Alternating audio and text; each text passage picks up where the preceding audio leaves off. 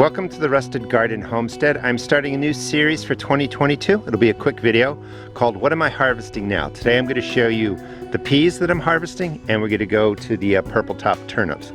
Couple of things. There are three types of peas. You have your shelling peas, your snow peas, and your sugar snap peas or your sugar peas. I'll show you examples of all of those. The peas right here are green arrow shelling peas, which means you can't eat the pods. And the peas will fill up in here, and usually there's like 8 to 12 peas in there, and that's what you're harvesting. You shell them, you harvest the peas. They're absolutely delicious. So these are put in the ground on March 1st. Shelling peas can take 80 to 100 days to mature depending on, conditions. Your snow peas, your sugar peas, sugar snap peas can mature really in 60 to 80 days. These are snow peas. They're usually flat pods. These are over mature. I've been harvesting out of here and I am getting my fill of peas. You can see that they're starting to turn yellow. When the temperatures get up into the mid 80s, your peas stop flowering, they stop producing new pods. So these are cool weather crops. This is a good example of what a snow pea looks like, and this is what you're familiar with sometimes in Chinese foods and in stir fries. They're nice and thin.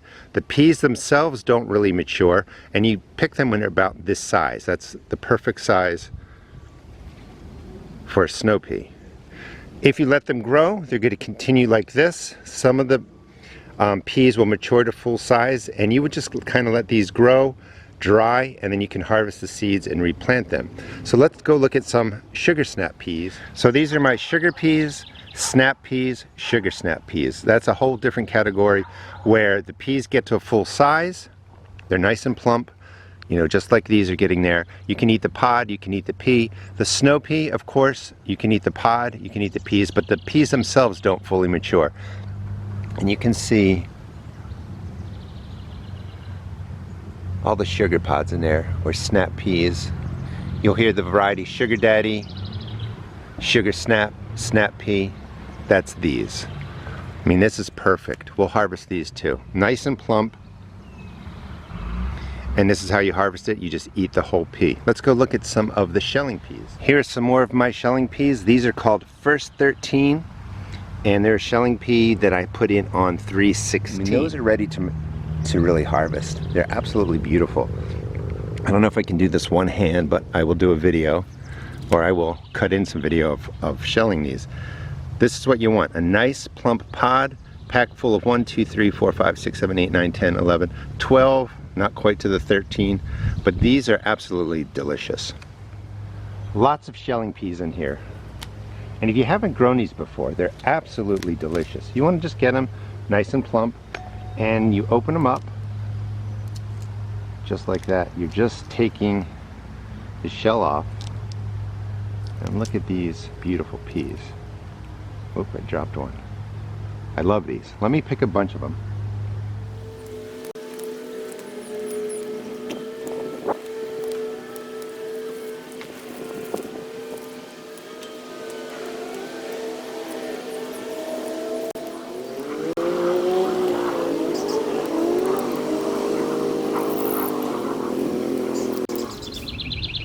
The shelling peas are really just perfect for putting right into salads. I eat them just sitting out here in the garden. I really enjoy them. These are also snow peas. They're called Mammoth Melting Sugar. So they throw the word sugar in there. So again, snow peas, nice flat pods. The mammoth ones get this large. And I just want to show you how to really take peas off of a plant. You grab the pea, you push the stem forward like that, and it'll just pop off. These are a little bit fragile. Let's try it again. Something about that size. Push the stem forward, and this way you don't damage the pea stem. They're hollow, so they're very fragile. Snow, sugar snap, shelling peas. These are my purple top turnips. Purple top turnips can mature in anywhere from 50 to 80 days. They will start to flower, just like the one back there, when the temperatures are again getting into the mid 80s. So these are cool weather crops. I will seed these again, both the peas and the turnips, in the middle of August or some point in August, so that I get a fall crop. So purple top turnips, they are one of my favorite turnips to grow. They're really easy. You can see they have some bug damage, some problems. Just let them go. They do really well. And look at these beauties. I mean, these are all ready to come out. So I'm going to pick a handful right now, and I'm going to make turnip mashed potatoes, half of these turnips, and then half mashed potatoes. So there's 4. Let's find some larger ones in there.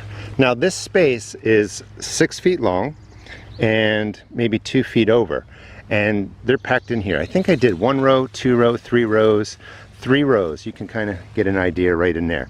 That's a lot of turnips, and they really pretty much take care of themselves. Here's a nice one. I mean, that's, you know, bigger than a baseball. You can get these to the size of a softball. So that's 5. Let's see what else we have in there. Let's take, so these are all 3 of them are put together. That was an experiment. So I will take out one of these. That might give time for this one to get larger. And here is the last one. Let's pull this one out here. We have one that's approaching softball size. And you know what? Maybe we'll take out one more. Let's see. I'll grab one down here. Start getting some airflow through there. These are just so easy to grow. I really like them. A beautiful harvest. Purple top turnips. Highly recommend them. You can grow these in 2 seasons. They're cool weather crops, so certainly in the spring, but again in the fall. And that's true for both the peas and the purple top turnips. Thanks for watching. Please check out my seed shop at therustedgarden.com, and please subscribe. I'll show you everything that I'm harvesting out of the garden for 2022. Thanks for watching.